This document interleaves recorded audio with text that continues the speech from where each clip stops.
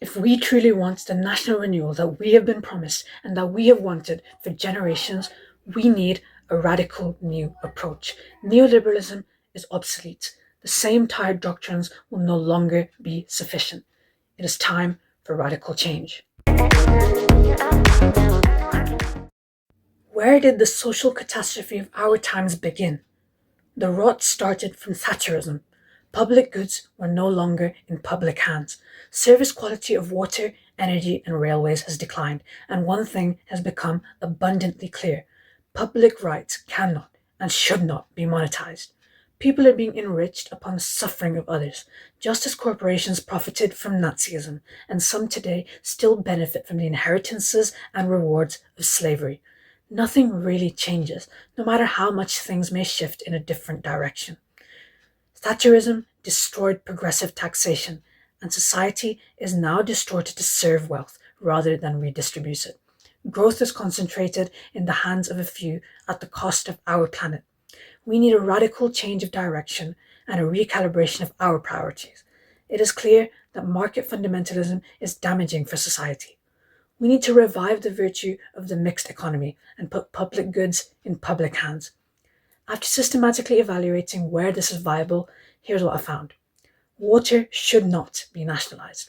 The UK has excellent water quality comparable to other nations and relatively low bills despite issues with infrastructure and sewage discharge. We should instead adopt a public interest model for the industry and impose more stringent regulation, the latter of which has already been addressed by the Cunliffe Review commissioned by Labour. The Cunliffe Review also successfully secured over £100 billion of private investment into water infrastructure. Despite the industry's status as a natural monopoly, there are therefore still justifications for maintaining a reformed private structure. We can cap shareholder dividends and nationalise failing companies on a temporary basis to address the challenges that we face currently. Nationalisation would likely lead to underinvestment and lower allocated efficiency in the future. We also need nationalised bus services controlled by local or mayoral authorities. Mostly, consumers have little choice and face exorbitant fares for poor service. Devolved control of bus services is definitely a better model, as shown by Andy Burnham in Manchester.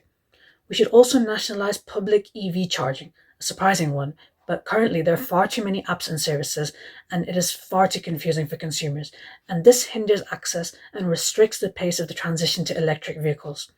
One standardized app with one standardized service across the country will power the transition to cleaner roads and cleaner fuels in our cars. Most importantly, we need more social and council housing, a convention that was decimated by Thatcherism. People don't have the security they deserve. We need to return to providing that through the state. Labour is invested in social and affordable housing, but they need to go one step further and change the definition of affordable housing. Currently, affordable housing is 80% of market value, and that needs to be at the very least, 50% of market value. The current system is laughable and provides little improvements to access. 80% of market value is still far too expensive for most families. We need to go one step further and make social housing accessible again. We also need to invest in home insulation and heat pumps rather than being captured by the madness of the right, who demand that we abandon net zero and efforts for modernization. The state can play its part in a green industrial revolution to confront the impacts of post-industrialization and revive our northern regions with new avenues for skills and employment. Nuclear energy can provide a backup and act as security to support unreliable forms of renewable energy. The arguments for having natural gas as a backup are therefore ridiculous. When we have nuclear energy, which is relatively clean and only has issues with storage, why should we neglect using it? Because natural gas is an obsolete form of energy now, and we need to power the shift to renewables in a more sustainable manner, and nuclear energy is the path to do so. The Green Party proposes abolishing nuclear energy. This would be a catastrophic policy that renders their policy platform as unworkable and ineffective. If we abolish nuclear energy, then that will only damage the shift to cleaner energy and will undermine their very goals of having a greener economy. Green Party leaders and representatives also regularly oppose clean energy projects and asylum accommodation in their own areas. Green Party hypocrisy and NIMBYism is not the answer to the problems that we face.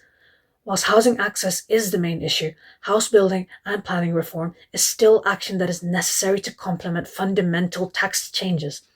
It is clear that only Labour is capable of delivering these answers, but it needs to go further.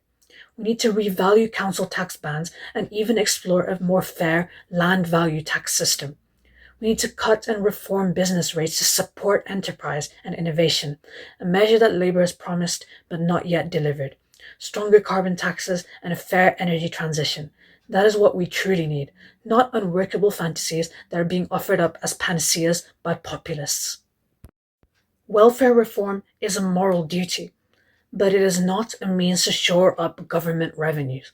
We need to dispel these myths and falsehoods that distort the process of policymaking. Taxation is not a means to raise revenue, it is a means to shape behavior and shape incentives. The government doesn't need tax to fund spending. Therefore, the fiscal rules are arbitrary and unnecessary. The only constraints on government spending are availability of resources and the risk of inflation. Government debt is not a bad thing. It shows confidence in the economy as the government is satisfying demand for bonds by issuing debt and providing investors with safe returns. We can dramatically scale up public investment and fund the vital reforms that we need if the government can retain market confidence by targeting spending in beneficial areas and sufficiently justifying spending. We also urgently need to reform our governance structures. The triad of tragedy, the OBR, Bank of England, and the Treasury are all not fit for purpose, and they contribute to choking progress. We need to scrap the fiscal rules and embrace a new era of radical reforms and public investment. We cannot afford another era of austerity amidst the destruction of our public services and the reduction of the quality of service that we are receiving. Monetary policy is also often too distant from government and it is not coordinated enough with fiscal policy. It is also proven to be relatively ineffective for combating inflation due to the time lag and preemptive nature of decision making. We need to give the government greater control and seriously reconsider central bank independence. We need our politicians to take responsibility for decisions rather than outsourcing them to technocrats. The OBR needs to be a verifier of Treasury forecasts rather than a supreme overlord. It's time to reshape the state and reevaluate all that we take for granted in our assumptions about the economy. The question is, if resources are finite yet abundant, why have the government and the lower classes been excluded from accessing them? If we want to give government more power to shape the economy and social outcomes, we need to look at fairer distribution. We need to curtail excess as a moral obligation and to address inflation. The urgency of a wealth tax cannot be understated, but it won't solve everything. We need fundamental tax reform. This means raising capital gains tax and taxes on assets and cutting taxes on income to give working people the same conditions as wealthy people. Then we will see who is truly successful from their hard work. If salaried income is taxed less than assets and related income, obscene levels of inequality are inevitable, and we can see that in society today. We need a cap on wealth and total net worth as well, which I would propose to be £20 million per person. Beyond a certain level, more wealth cannot yield any improvements to happiness and quality of life, and beyond that point, there are adverse social effects. Beyond that point, wealthy people are taking away assets from common people. They're buying second houses. They're buying further improvements to quality of life that don't actually enhance their happiness. Or they're investing into assets and taking away the ability of ordinary people to access them. They're also hoarding wealth. And that is not a productive use of the wealth that we have in society. It becomes concentrated and it becomes dormant. And that is damaging for the economy as well as for wider society and the levels of equality that we need. The extreme wealth that is created is not merely immoral, it also has political effects. Extreme wealth has distorted democracy. Political donations have doubled since 2001. And this is why policy favors the wealthy so much. This is why our tax system is so severely distorted. The lobbyists are running our country, and working people are being left behind. Labour needs to reclaim their original values and listen to the voices of working people, listen to the grassroots of the party, rather than listening to lobbyists and business groups that pressure them into distorting the tax system even further. They need to grasp the problem by the nettle and make sure that wealth taxation is shored up in the budget tomorrow. I have little hopes from the budget tomorrow, but we do need a radical redistribution. And that means taxing assets and curtailing excess so that working people are able to access them again, so that working people have a house rather than the uber elite having multiple houses.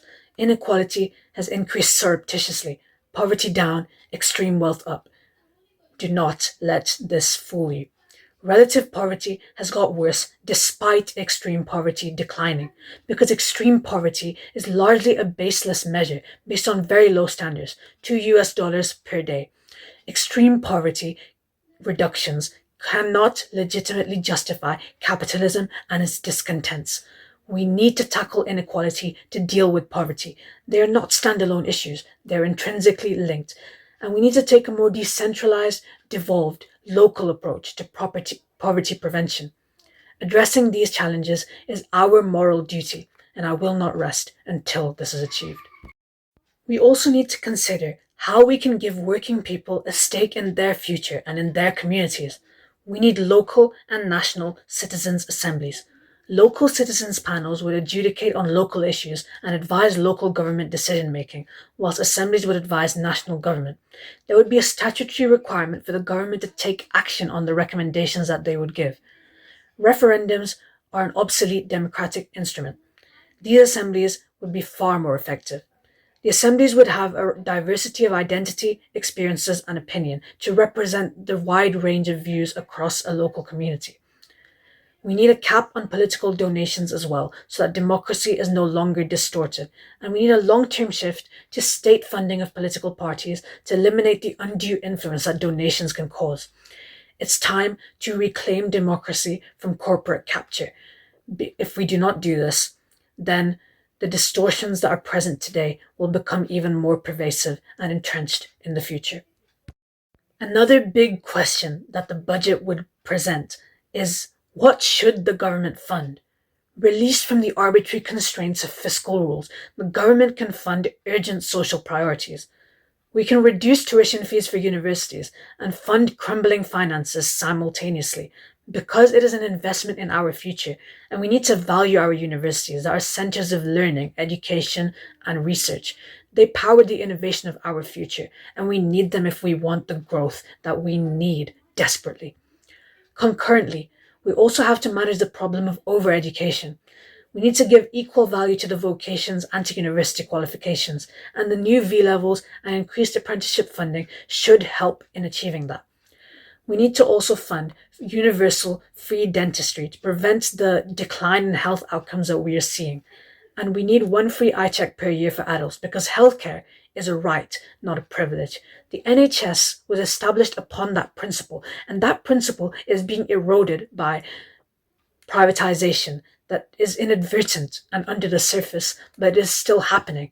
You see how dentistry has become privatized, you see how optometry has become privatized. Who's to know what is next? We need to maintain that principle as a tenet of public policy, and ensuring that people have access to eye care and dental care is the first step towards recognizing that this principle is still essential in the world today. We also need to support small businesses to encourage enterprise and innovation by cutting the corporation tax small profits rate. We need to provide more free childcare hours and increase the threshold from £100,000 to ensure that the middle classes don't lose out from means testing. We need higher sin taxes to maintain public health and end the scourge of smoking and alcoholism in society. Vaping is also becoming an increasingly pervasive social problem, and we do not yet know the full impacts, the health impacts and the social impacts that it can cause. It is an urgent public health priority to crack down on rogue vape sellers and drug dealers by extension, to stop our young people from being led down the wrong path. We cannot lose the next generation. We need to build the future, not destroy it. Another measure that I would recommend is a levy on Premier League transfers. The Premier League is rife with dirty money and extreme transfer fees, and the effects of that need to be addressed. Income tax thresholds and rates also penalise workers unnecessarily. £150,000 is no longer an amazing salary for a family. £200,000 as a threshold for the additional rate would be much fairer and would help stop the erosion of middle class wealth. A £20,000 personal allowance, lower rates at each band, and an end to personal allowance withdrawal for high earners would finally create a system with fair and proportionate marginal tax rates that supports people into work rather than penalise them. Dividend taxes also need to increase to incentivize investment rather than payouts and bonuses to executives, and to create a level playing field between workers and investors. To destroy the inheritocracy that creates unfair advantage, we need to raise inheritance tax thresholds to only impact the wealthiest rather than the middle classes and to reflect higher house prices. Currently, the threshold is far too high considering how high house prices have become. This needs to be reformed. We also need to shut down loopholes to ensure that everyone pays their fair share. Employers' national insurance needs to be cut to support businesses and hiring. There's a graduate jobs desert. Many people with qualifications are unable to attain the employment that they need and deserve. People should have access to the career path that they want. Tax reform is the only way that we can achieve that. Overall, tax reform is essential if we want to achieve the social priorities that we are setting out to achieve, if we want to improve social outcomes for everyone across society, and if we want to restore meritocracy, tax reform is the only way that we can reshape social outcomes to ensure that this reality is a truth, not a fantasy. Often, budgets and policy desperately chase economic growth, and this objective still persists today. But growth is a means to an end, not the final goal. Growth needs to be directed towards social priorities like reducing poverty, and it is clear that you cannot tackle poverty without tackling inequality. Technological innovation is the crucial ingredient for starting this process, so AI and net zero is where our focus should be concentrated. To encourage innovation, growth, and technological progress, we also need to reform intellectual property laws, which are outdated and restrictive. We need legislation to allow idle patents to expire so that people can use them to create the products and services of the future. The Patent Office also needs to be better equipped financially to improve administration of these patents. We also need to reform the stock market to stop our innovative companies being destroyed by foreign buyouts. It's time to scrap the futile stamp duty reserve tax and protect infant industries through subsidies, interest-free loans, and expanded grants and startup capital via the British Business Bank. Greater investment in science and technology is also imperative, and Labour has provided the biggest investment on record. But it's not enough. We need to make reform a priority as well as funding to ensure that we have the innovation to power the growth of the future. As part of the growth agenda, we need radical reform of the school curriculum to encourage critical thinking and to reduce disillusionment with education. Education should be an enjoyable and engaging experience, not something which is forced upon students, not something which restricts their choice and freedom, not something which traps them into one way of thinking. It should be dynamic and effective in the way that it is constructed. Labour has made progress with the Becky Francis Review, but not enough. Education reform is critical for reducing inequality and encouraging social mobility. Opportunity needs to be distributed across the country to diminish the iniquitous effects of social zoning, which hurts working people. Rather than shirking our responsibility to tackle the effects of globalization, we need to take responsibility for global impacts and effects on the North and Midlands. We can prevent technological unemployment if we change the incentives that are on offer. Labour is taxed far more heavily than capital, so capital acts as a substitute rather than a complement to labour. We either reduce the cost of hiring or increase the cost of automation. The latter is detrimental for productivity and growth, so we need to make hiring cheaper, not just to benefit businesses and investment, but also to benefit working people with greater access to employment and protection from technological unemployment. We need to find innovative solutions to the productivity problem, including consideration of a 4-day working week. We cannot be restricted in the way that we think about these things.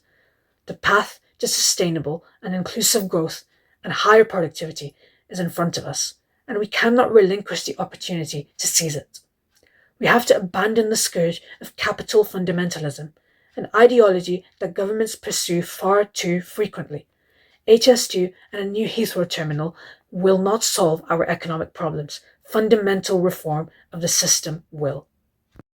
AI and green technologies will also be crucial for inducing the creative destruction that we need to reshape society and to offset diminishing returns and declining productivity in established systems. However, current powerful industries like big tech need to be more effectively regulated. Despite all of this, GDP increases are not the goal that we want to pursue, and the narrow nature of this measure is restrictive for public policy. We need a new approach. We need a new goal to aspire to. We need to consider a combination of economic indicators, not just the narrow GDP measure. And I would cautiously endorse the economic dashboard proposed by Daniel Susskind. This would mean abandoning the pretense that scaling up arms manufacturing to create growth will improve our lives. We need to consider holistic measures, and that will include considering the fact that arms spending is detrimental for the world and society at large. We need to stop legitimizing the killing of innocent people. We need to stop rewarding it. Now is the time to scrap the unethical and unjustifiable British nuclear program and invest in cybersecurity to guard against the real threats that we will face in the future. We need a defensive military that keeps the peace, not an aggressive military that encourages the oppression and aggression that we see worldwide. Good growth and an end to GDP fanaticism is no longer just a dream, but an achievable reality that we can strive towards. Universal credit also needs to be more effective for encouraging people into work. The taper rate needs to be cut, the work allowance needs to be raised, and the waiting period needs to be reduced from the absurdly long 5 weeks that it currently is. Housing benefit needs to be unfrozen to support homeless people, and disability benefits need to be higher to help people appropriately manage the costs of disabilities. To solve the NEET crisis, we also need to increase access to work funding and seriously consider economic proposals for a job guarantee. The government could guarantee work for shortage occupations to long-term unemployed people. The Centre for Social Justice has also proposed a future workforce credit. 30% of hiring costs for long-term needs would be covered by the state for a limited amount of time to support entry into the workforce. We need innovative solutions to entrenched problems. We can build a fairer welfare system whilst keeping people out of poverty. Welfare reform does not have to be cruel and vindictive. More cuts and more austerity is not the answer to the problems that the system faces. The UK today faces a very difficult economic situation, but progressive solutions and radical ideas are ready and waiting to confront these issues. For too long, we have avoided examining aspects of the system that have always been the same, just because that's the way things are. It's time to embrace a new economy. Progress, not stagnation. Advancement, not decline. It's time to build our future and create the national renewal that we deserve.